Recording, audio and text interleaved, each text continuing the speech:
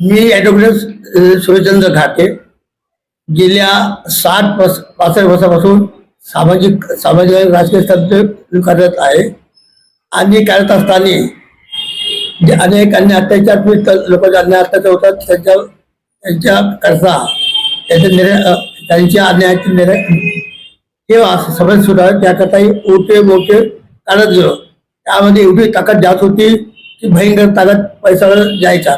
एवढं शेवटच्या सणाला आता आपले शहरामध्ये आपले लाकडे गेलेले आहेत आणि आजचा जो युवक वर्ग आहे, विशेषतः आमचा युवक वर्ग समाजामधला हा युवक वर्ग निष्क्रिय युवक वर्ग आहे आणि त्याला समाजाशी अन्य समाजाशी भिन्न केला नाहीत.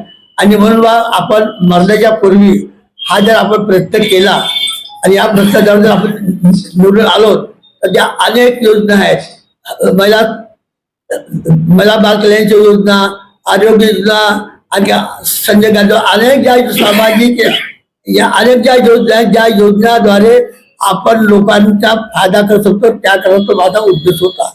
तर त्या उद्देशाच्या मी या निवडणुकीमध्ये उभा राहत होतो.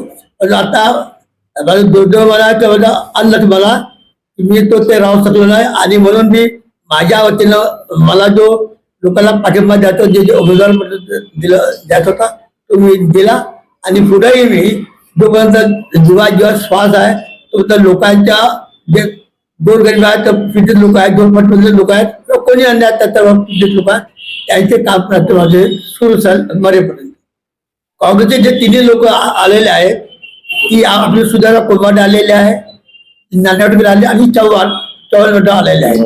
या तिन्ही लोक आले आहेत म्हणून हा आणि तिन्ही लोक प्रभाग बदले होते आणि ती सुधारा कोलवाडे अत्यंत क्रियाशील कार्यकर्ता बाई आहे की अत्यंत लोकांच्या समस्या सुलभ हे आहेत आणि ती प्रभागामध्ये असल्यामुळे त्याच्या हे जे दोन लोक होते, हा जो दुसऱ्या पार्टीचा हा आणि गुड्डू तिवारी हा चित्रनगर होता, त्या कारणाने मला ही स्टेप घ्यावं लागेल. आणि मी जे म्हणजे आज ज्यांना पाठिंबा दिला म्हणजे जे सक्षम होते, जे ॲबल होते, जे काहीतरी करायला माझ्या टीमने जे सर्वे केला, माझ्या टीमने जो सर्वे करून तो निचोड काढला, त्याप्रमाणे मी या लोकांना पाठिंबा दिला. कागदपत्र इथले जे स्थानिक जे नेते जे आहेत, ज्यांच्याकडे जे वाटपचे जे अधिकार होते भाजपाच्या अर्थ याचा अर्थ ही जे दोन्ही यांनी स्पष्टता द्यावी किंवा एका दिवसामध्ये काँग्रेसचा माणूस भाजपमध्ये येतो आणि तो प्रभाग दुसरा माणूस हा इकडे येतो, हे काय येतो यांना स्पष्ट करून द्यावं.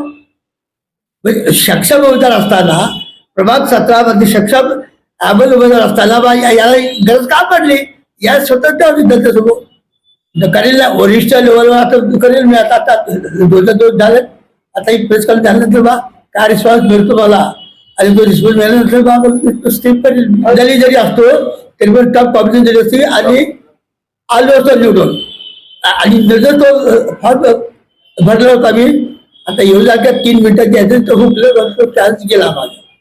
आता पुढे काय करणार तुम्ही? आता पुढे काय करणार? उद्योग करा म्हणजे आपलं काम जे रोजचे जे काम करतो ते काम लोकांचे. धन्यवाद.